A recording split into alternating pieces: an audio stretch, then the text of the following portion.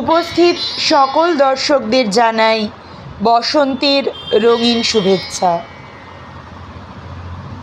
আবির ছড়ানো যেন প্রকৃতির চারপাশে রঙে রঙে রঙিন।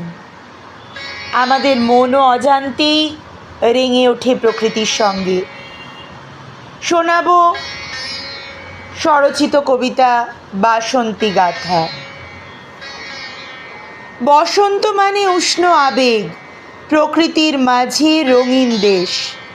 বসন্ত মানে পলাশ শিমুল, আবির ছড়ানো এক আবেশ।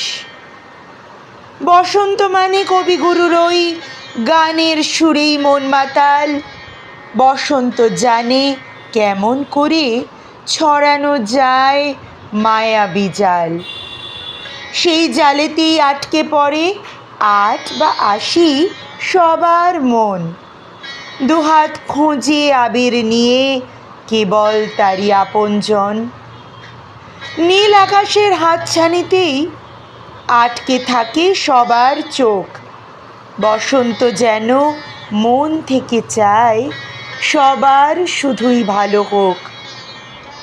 এ তো গেল বসন্তের ওই বইয়ের মাঝের সংজ্ঞাটা। আজকে যেন রঙের মাঝে আটকে গেছে চোর কাঁটা।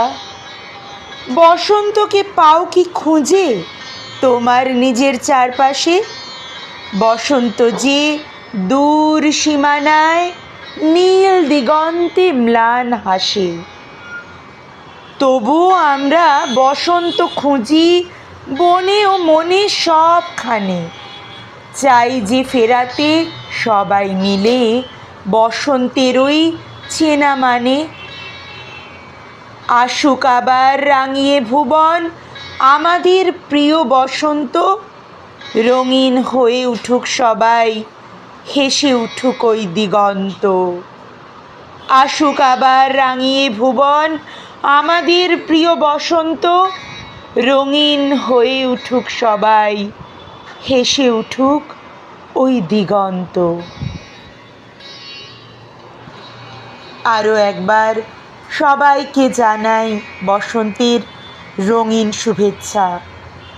প্রকৃতির মতো মানুষের জীবনও রঙে রঙে রঙিন হয়ে উঠুক। চলুন আমরা এগিয়ে চলি অনুষ্ঠানের পরবর্তী অংশে। সাম্প্রতিককালে আমি আমার মেয়ের নাচের স্কুলের বসন্ত উৎসবে অংশগ্রহণ করেছিলাম। সেখানে পাঠ করেছিলাম স্বরচিত একটি কবিতা। আজ সেই কবিতাটি তোমাদের সবার সঙ্গে ভাগ করে নিলাম।